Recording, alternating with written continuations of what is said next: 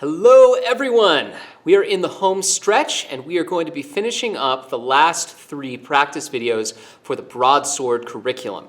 Today we are going to be doing evasions, and just like with the videos from the previous week, you should go back and take a look at the quarterstaff video on evasions, because everything we're going to be doing today is going to be building off of that video.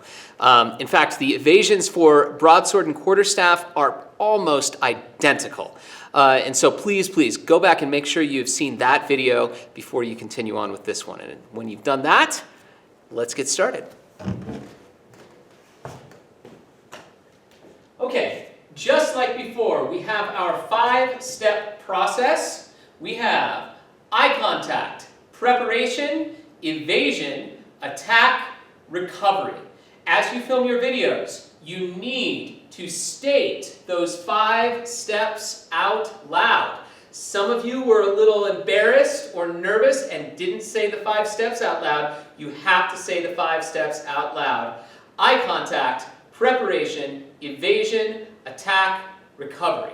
So let's begin with head cuts. I'm going to start left foot forward. And when I do my attack, I'm going to be passing forward with my right foot.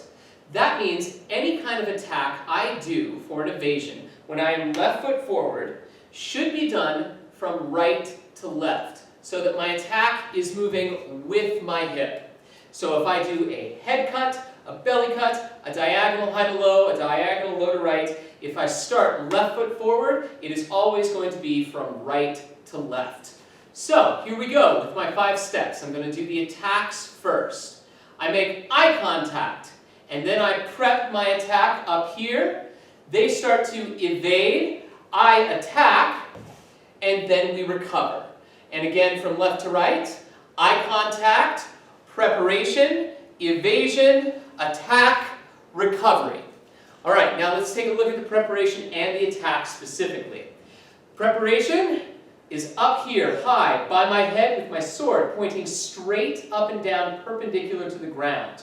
It's not here, it's not here.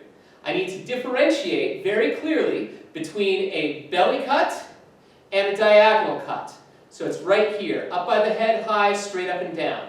When I attack, the tip of my blade drops flat on a table and is parallel to the ground now, and I swing it across, keeping the true edge of the blade moving forward.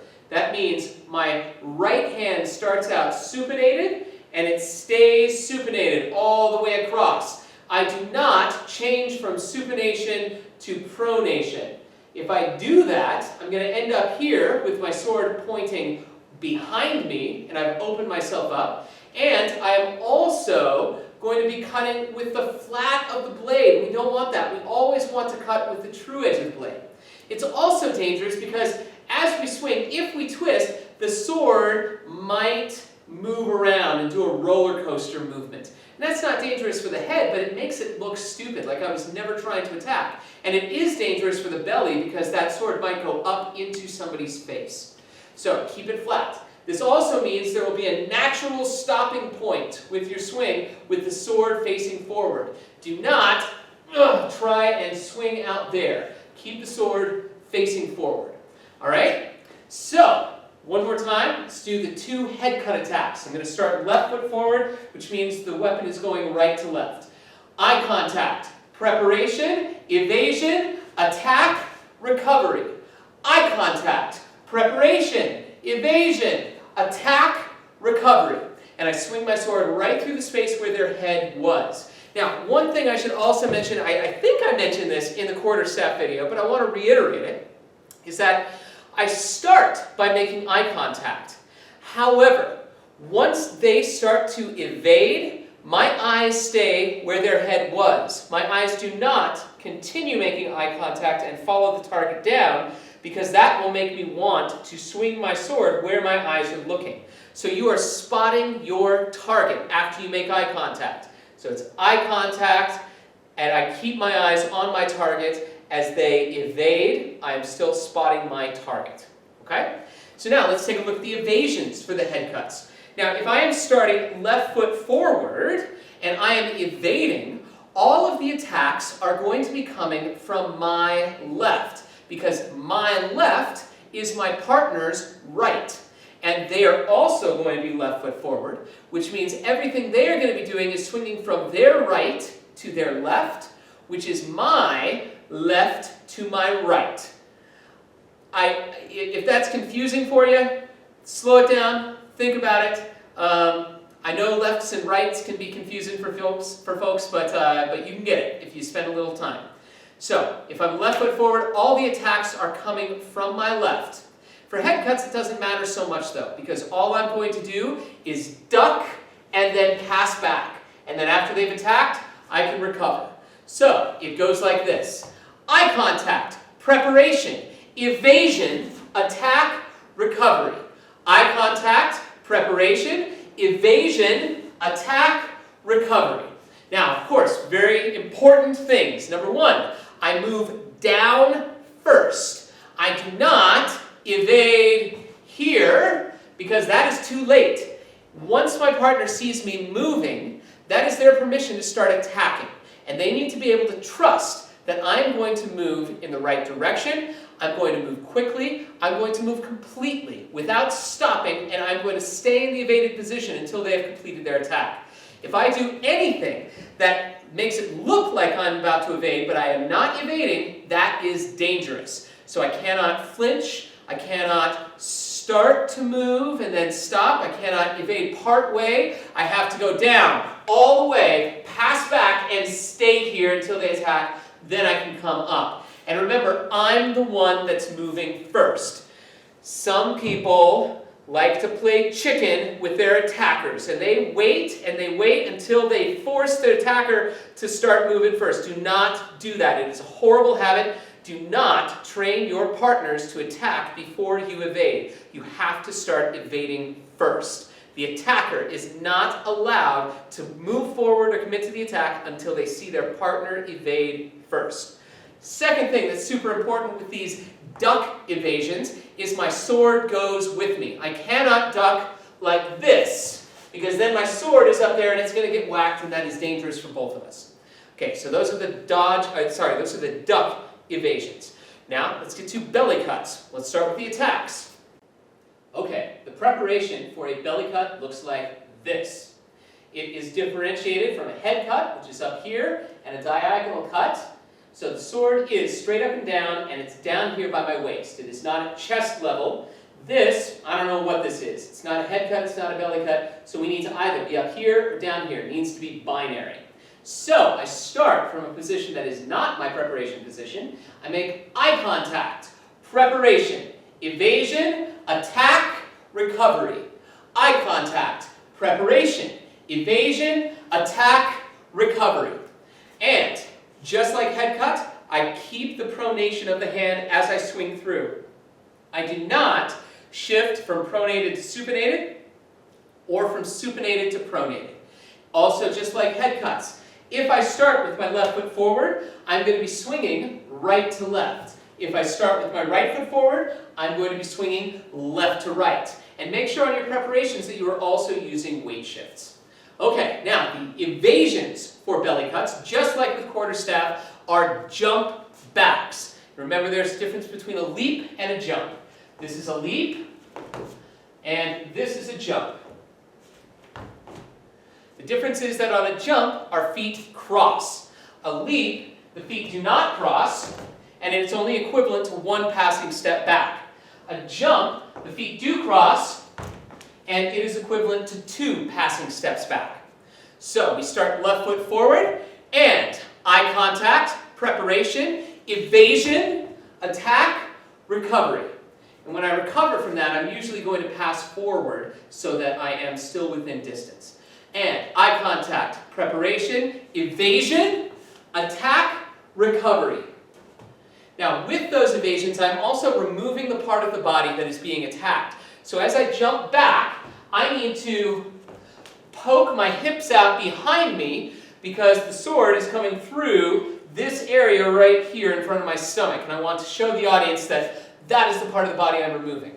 I also need to make sure my sword stays out of the way, preferably above my head or off to the side and back, but never out front and never pointing at my partner's face. Okay, those are the evasions for belly cuts. Okay, now on to diagonal cuts. We'll start with high to low. High to low diagonal cuts can be performed right to left or left to right. And it depends on which foot you have forward. Once again, if our left foot is forward, all of our attacks are going to be going from right to left. If our right foot is forward, all of our attacks are going to be going left to right. This is so that the sword swings with the movement of the hip. So, here's what they look like. Eye contact, preparation, evasion, attack, recovery. Eye contact, preparation, evasion, attack, recovery. So, the preparations for these are at a 45-degree angle high above the head. So they are differentiated between head cuts. The sword is at a different angle. So this is high to low, right to left. I swing at a 45-degree angle. My target is an imaginary line that cuts our partner in half through the sternum. Now when they evade, they're going to be doing a traverse and making their body into a diagonal line. And we want that sword to pass just above that diagonal line, following the line of their body. So once again, here are the attacks. Eye contact, preparation, evasion, attack, recovery. Eye contact, preparation, evasion, attack, recovery. And of course I'm using weight shifts on my preparations, and as I swing, my hand stays either pronated or supinated. It does not change or flip as I'm swinging. Now, here are the evasions. If I am left foot forward, then all the attacks are going to be coming from my left side. And the evasion for a high to low, right to left attack, because remember, my right is their left, so it's coming from my left side or their right side. So an evasion for a high to low, right to left evasion is to traverse in the direction from which the sword is coming. So that means I'm going to traverse off to my left, since that's the direction the sword is coming from. So this is the evasion for a high to low, right to left cut. And then I can recover. And then if they attack on the other side, now they're going to be doing a left to right. The sword is going to be coming from my right side. I'm going to traverse to that side, to my right. I'm taking the sword with me. Now the default is to traverse on the rear 45 angles. Depending on the space that you're performing in or the choreography, your fight director may want you to go 90 degrees to the side, but that will close distance, so it's not the default choice. And if you are playing a character that is particularly adept at fighting and knows what they're doing, then you could be told to traverse on the front 45-degree angles. This would really close distance and would probably be used to end a fight with some kind of killing move, ducking underneath their weapon and then slicing the stomach, for instance. Okay, so let's take a look at those evasions one more time. I'm left foot forward, eye contact, preparation, evasion, attack, recovery. Now I'm right foot forward, eye contact, preparation, evasion, attack, recovery. And notice in both cases I took the sword with me. I did not evade here, but you can do it either here or here. It does not matter which way the sword is pointed as long as it isn't pointed up, as long as you're taking it with your body. Now let's take a look at the low to high diagonals. So if I'm left foot forward and I'm attacking low to high, once again I'm going to be going from right to left with the direction of the hip swing. So this is the preparation here, and it goes like this. Eye contact, preparation, evasion, attack, recovery. Eye contact, preparation, evasion, attack, recovery. Now in both cases, I am not flipping the sword, and I am using the true edge of the blade. I am not swinging with the false edge of the blade.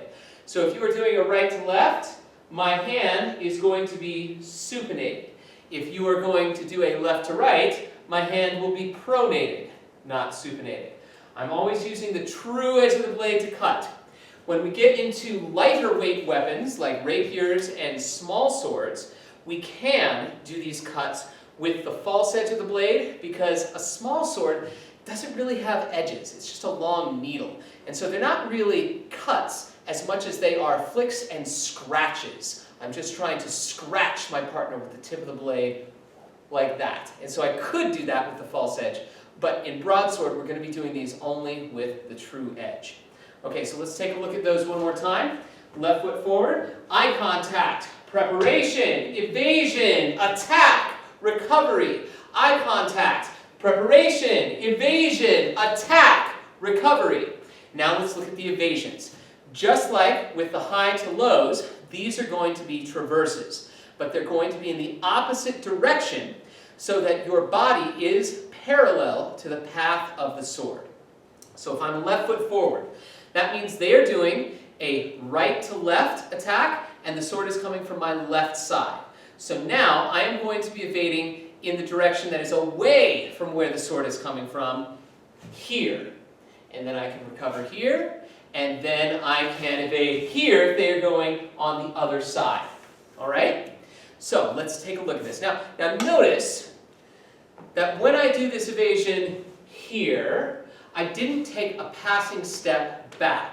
So I do need to be careful because this movement right here can close distance. It can end up closing distance. So you do need to be careful about that.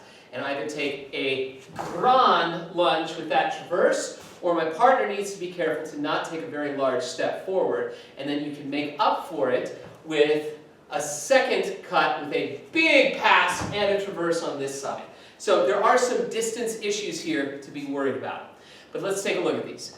We're left foot forward, eye contact, preparation, it's coming from that direction right there, evasion, attack, recovery, eye contact, preparation, now it's coming from over there, evasion, attack, recovery.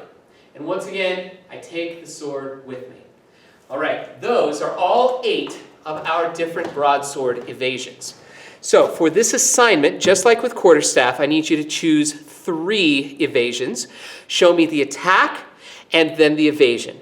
For each one, you need to state clearly in advance exactly which evasion it is. And be clear, if you're doing a diagonal cut, you need to tell me, is it high to low or low to high? And is it right to left or left to right? With a head cut, you need to tell me if it's right to left or left to right. Same thing with a belly cut.